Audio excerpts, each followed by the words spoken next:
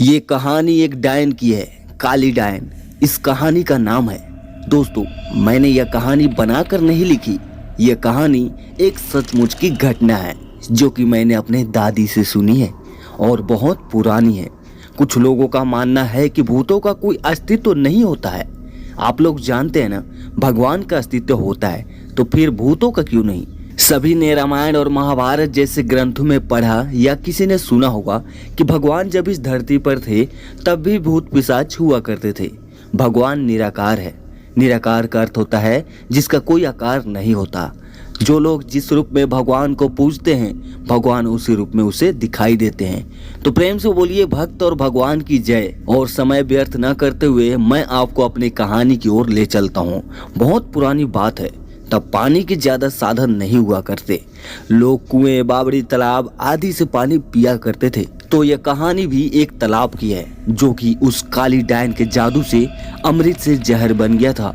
यह डायन कैसे बनी, कैसे इस तालाब का पानी विष बन गया, मैं यह कहानी आपको बताता हूँ। एक गांव में एक औरत के कोई बच्चा नहीं था। वह औरत गांव के मुखिया की पत्नी थी। उसकी शादी को काफी समय हो गया था। सब लोग उसे बांझ कहा करते थे। सारे गांव वाले उसका मुंह भी नहीं देखना चाहते थे। कहते थे कि इसका मुंह देख लिया तो पूरा दिन बेकार चला जाएगा। पर मुखिया की पत्नी थी इसलिए लोग थोड़ी बहुत बातचीत कर लिया करते थे। एक दिन गांव में एक फकीर बाबा भिक्षा मांगते हुए आ पहुंचता है तो वह बातों ही बातों में उसका हाथ देखने लग जाता है और कहता है, आपको बच्चा नहीं है ना? वह बोली, आपको कैसे पता चला?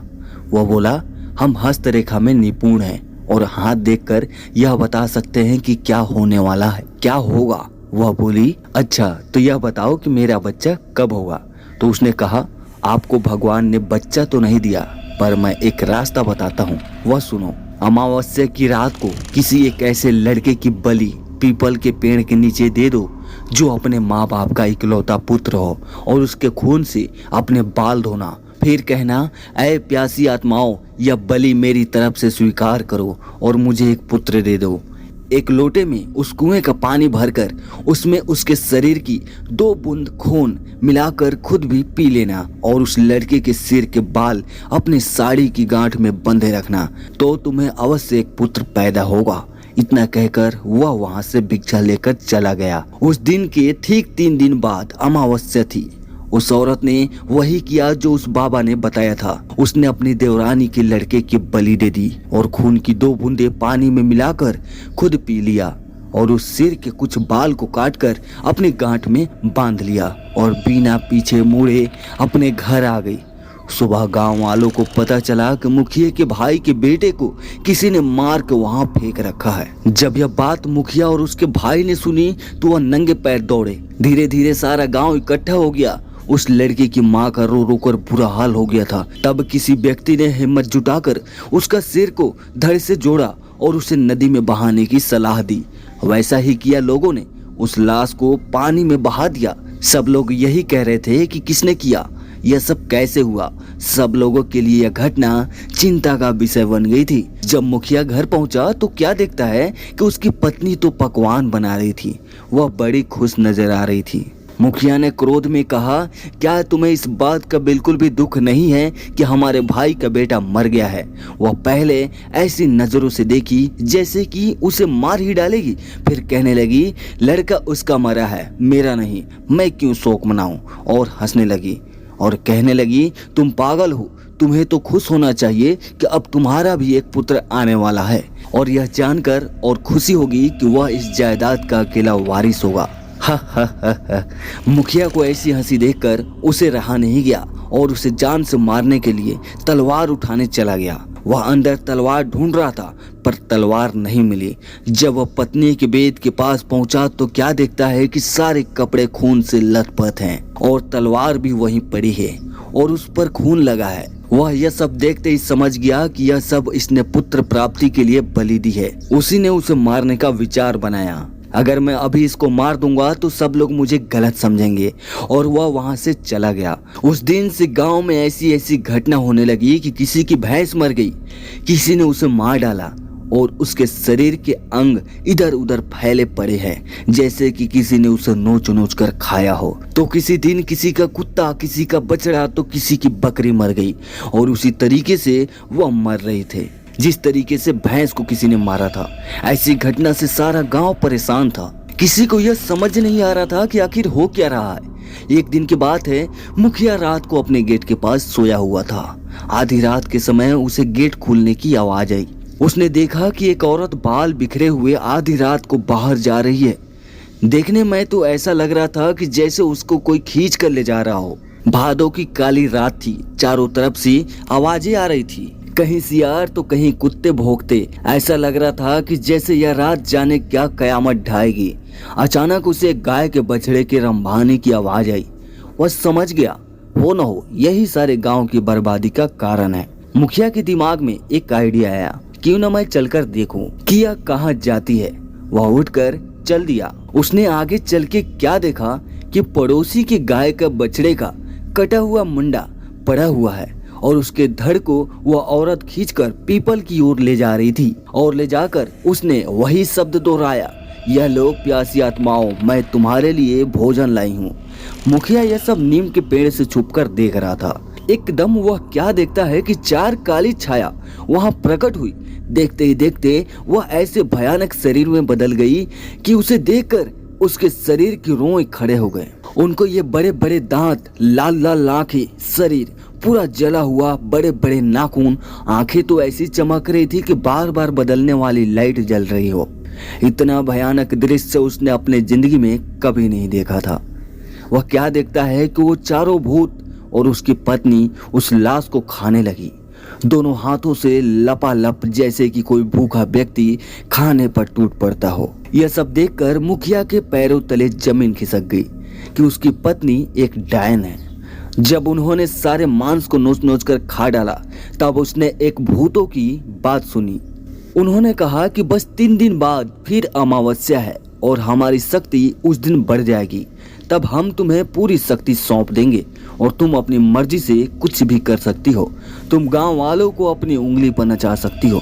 मुखिया यह सब सुनकर सारे गांव को चोरी चोरी जगा करके कहा, देखो मैं तुम्हें बताता हूँ कि तुम्हारी बर्बादी एक डायन की वजह से हुई है। और सबसे कहा कि अपनी अपनी लाठी उठाओ और चलो मेरे साथ। आज उस डायन का अंत हम सब मिलकर करेंगे। और सब भागते हुए उस पीपल की ओर चल दिए। सारे गांव को अपनी तरफ आते देख सारे भूत तो गायब हो गए, पर वह डायन खड़ी रह गई। मुखिया की पत्नी को इस हालत में देखकर सारे गांव वालों के तो होश ही उड़ गए थे और वह रुक गए। मुखिया ने कहा, खड़े क्यों रह गए? यह तुम्हारी मालकी नहीं, डायन है, डायन। और यह बोलते हुए सब उसे लाठियों से मारने लगे। वह अपनी जान बचाकर भागी और भागते हुए उस कुएं में जा गिरी। उसकी साड़ी ऊपर अटक गई और वह चिल्लाने लगी, बचाओ बचाओ। सारे गांव ने कहा, इसे सजा अपने आप मिलेगी, लटकी रहने दो इसे। वह चिल्लाती रही। सारे लोग उसका यह तमाशा देख रहे थे। वह चीखती रही, चिल्लाती रही, मुझे ऊपर निकालो, मुझे पानी पिलाओ। पर किसी ने उसकी सहायता नहीं की। पर वो बार बार यही बोलती रही कि मैं तुम सब गांव वालों को बर्बाद कर दूंगी। एक एक को मैंने पानी के लिए नहीं तरसाया तो मेरा नाम भी काली डायन नहीं। यही नाम दिया है तुमने मुझे, मैं तुम्हें छोड़ूंगी नहीं। 2 दिन तक उसकी लाश यूं ही लटकती रही। तीसरे दिन अमावस्या थी। उस दिन की रात के बाद उस लाश का पता नहीं चला कि कहाँ गई उसकी लाश, जबकि कुआं बिल्कुल सूखा था। उस बात को काफी टाइम हो चुका था, लोग उसके बारे में भूल चुके थे। कुछ दिन बाद ऐसी खबर सुनने में मिली कि उस कुएं से आवाजें आती है। कभी वही बात सुनाई पड़ती है कि मैं तुम लोगों को पानी के लिए तड़पा दूंगी, और कभी रात में मंत्रों की आवाजें आती। लोग उस राज को समझ रहे थे कि उसका जब तक शरीर नहीं जल जाता तब तक उसकी आत्मा भटकती रहेगी। कुछ दिनों बाद गांव के कुएं का अचानक पानी सूख गया तो वो लोग परेशान हो गए। कुछ महीनों बाद क्या देखते हैं कि जिस कुएं में वह मरी थी वह पानी से भर गया है। यह आश्चर्य देखते हुए कुछ लोगों ने कहा, क्या पता कि उसी ने यह सब किया हो। कुछ लोग कह रहे थे कि उस बात को बहुत समय हो गया है, अब वो यहाँ कहाँ रहेगी, और कहा चलो पानी इसी से खींच के पिया करेंगे। सुबह जब कुछ लोगों ने कहा चलकर पानी खींचते हैं, जब कुएं के पास पहुंचे तो कुएं में पानी नहीं। यह सब देखकर लोग आश्चर्य में पड़ गए कि पानी गया कहाँ। तब उसमें से अजीब अजीब आवाजें निकलने लगी। कहा था ना पानी के लिए तड़पा दूंगी, मुझे पानी नहीं पिलाया था तुम लोगों ने। हा हा हा हा हा, अब मैं तुम सबको पानी के लिए ही नहीं खाने के लिए भी मोहताज कर दूंगी। यहाँ अब कभी पानी नहीं बरसेगा। हा हा हा हा हा। अब गांव वाले परेशान हो गए, उनके पास पानी खत्म हो गया था। दूसरे गांव से पानी लाना पड़ता था। पानी न बरसने के कारण वह कुआं भी सूखने लगा। तब उस गांव के मुखिया ने भी उन्हें पानी भरने के लिए मना कर दिया और कहा तुमने जो किया है उसके लिए हम क्यों दुख झेले, जाओ अब उसे भुगतो। कभी कुएं में पानी आ जाता है तो कभी गायब हो जाता है। जब गांव वाले प्यास से परेशान हो गए तो कुछ लोगों ने उससे पानी खींच लिया और उसे जैसे ही पिया तो उसका शरीर पूरी तरह तहस नहस हो गया। किसी को चर्म रोग हो गया, किसी के हाथ पैर गलना शुरू हो गए। यह भयानक दृश्य देखकर और लोगों ने तो उसे छुआ तक नहीं। अब गांव वालों की बुरी दशा हो गई। सब लोग भगवान को याद करने लगे, भगवान ये सब किस जन्म के पापों की सजा दे रहा है तू। चारों तरफ हाहाकार मच गई है। उस दिन से गांव में तो जैसे मातम सा छा गया हो। दूसरे दिन सुबह में उस गांव में एक बाबा आता हुआ नजर आया। सफेद वस्त्र, माथे पे तिलक, हाथ में कमंडल, एक हाथ में माला, बस राम का नाम लेते हुए चले आ रहे थे। सभी गांव वालों ने उस बाबा को आते देखकर उनके चरणों में गिर पड़े और कहने लगे बाबा हमें इस संकट से बचा लो। बाबा ने कहा क्या बात है, आप सारे गांव वाले इतने परेशान क्यों हैं? तब बाबा को मुखिया ने सारी बात बताई। तब बाबा ने कहा कि मैं तुम्हारी इस काम में अवश्य मदद करूंगा और कहा मैं कल अपने शिष्य विराट को लेकर आऊंगा, क्योंकि इस काम के लिए मुझे एक सद्भाव और ईश्वर पर विश्वास करने वाले व्यक्ति की जरूरत है और वह बुद्धि में भी निपुण हो। आप लोग धैर्य रखिए, मैं वापस आऊंगा। यह कहकर बाबा वहां से चले गए। दूसरे दिन सूर्य उदय होने से पहले वो अपने शिष्य विराट के साथ उस गांव में पहुंच गए। सब लोगों ने बाबा को प्रणाम किया। बाबा ने कहा कि कुछ लोग जाकर पूजा का सामान लेकर आओ, मैं यहाँ पर हवन करूंगा। और अपने शिष्य से कहा कि तुम इस कुएं में अंदर जाकर उस डायन का अंत करोगे। और अमीन तुम्हें कुछ ध्यान में रखने वाली बातें बताता हूँ। इस कुएं में उतरने से पहले तुम्हें सच्चे मन से भगवान का स्मरण करके बिना मुंह में पानी जाए हुए नीचे पहुंचना पड़ेगा और तुम्हें इस कुएं की गहराई यानी पाताल लोक तक पहुंचना पड़ेगा। ध्यान रहे यह काम सूरज डूबने से पहले खत्म करना पड़ेगा, क्योंकि दिन के डूबते ही बुरी आत्माओं की शक्ति बढ़ जाती है। ध्यान रहे कि सबसे पहले डायन के बाल काटने हैं, जिससे वह कमजोर पड़ जाएगी। जब वह पूरी तरह से कमजोर पड़ जाए तब भगवान का नाम लेकर यह खंजर जो मैं तेरे को दे रहा हूँ इससे उसको मार देना और उसके शरीर को जला देना और मैं यहाँ यज्ञ करके तुम्हारी मदद करूँगा।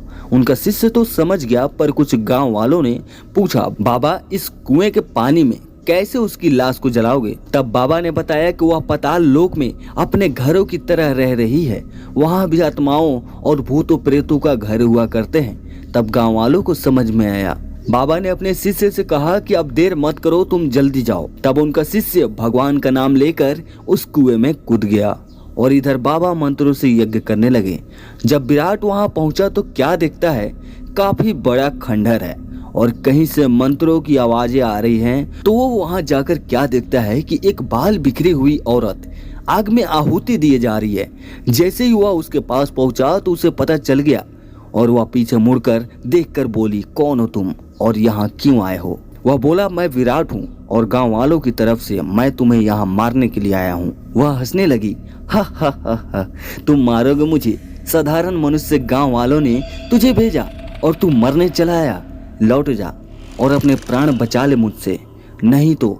वह बोला नहीं तो क्या मुझे मार डालोगी?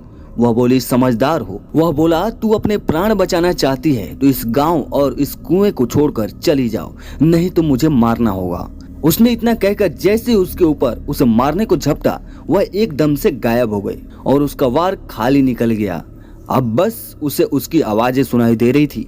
अब वो क्या करे? उसके पीछे से एक बार उसने उसे ऐसा मारा कि उसका सिर दीवार से टकराया और बेहोश हो गया। तभी उसे उसके गुरु की आवाज सुनाई दी, बेटे अपनी आत्मा की शक्ति से देख और भगवान का ध्यान लगा, तुझे सब कुछ नजर आएगा। उसने भगवान का ध्यान करके आंखें खोली तो उसे वह डायन दीवार से छुपी हुई नजर आई और उसके बाल दिख रहे थे। तभी उसको गुरु की बात का ध्यान आया तो उसने झट से उसके बाल काट दिए और वह झट से उसको मारने के लिए खंजर उठाया तो वह गिड़गिड़ाने लगी कि तुम आदमी हो, मैं औरत और मैं निहत्थी हूँ, तुम मुझे छोड़ दो, और रोने लगी। बाल काटने से उसकी सारी शक्ति कमजोर पड़ गई। पहले तो उसे उस पर दया आई, पर जब गांव वालों के दुख को याद किया तो उसने देर न करते हुए वह खंजर उसके सीने के बीच उतार दिया और उस अग्निकुंड में उसके शरीर को जला दिया। उसकी आत्मा चीखती चिल्लाती हुई मैं वापस आऊंगी, मैं वापस आऊंगी, उस कुएं से ऊपर से निकल गई। जब गांव वालों ने वह आत्मा देखी तो वह लोग डर गए। तब बाबा ने कहा अब कोई डरने की बात नहीं है, अब इसका शरीर खत्म हो चुका है, अब यह तुम्हारा कुछ भी नहीं बिगाड़ सकती है। तभी विराट कुएं से बाहर आया। तब गांव वालों ने उसे बधाई दी और कहा कि अगर तुम ना होते तो पता नहीं हमारा क्या होता। तब विराट ने कहा यह सब तो भगवान की कृपा है। तब बाबा ने गांव वालों से कहा अब तुम खुशी खुशी से इस कुएं का पानी पी सकते हो। सभी गांव वालों ने पानी पिया और बाबा का आदर सत्कार किया। तभी जोर जोर से बादल गरजने लगे और पानी बरसने लगा और गांव वाले खुशी से झूम उठे। तब उस गांव में फिर से खुशहाली छा गई। दोस्तों ये थी काली डायन की कहानी। ये तो आपको पता हुआ कि मनुष्य एक खुशी के लिए इतनी हत्याएं करे तो वह खुशी नहीं खुद खुशी है, क्योंकि ऐसे लोगों को भगवान भी अपनी शरण में नहीं लेता। क्या पता वह बाबा जी भगवान ही बनकर आए हों। दोस्तों अगर आपको यह वीडियो पसंद आई हो तो इस चैनल को सब्सक्राइब करो और वीडियो को लाइक करो और ज्यादा से ज्यादा शेयर करो।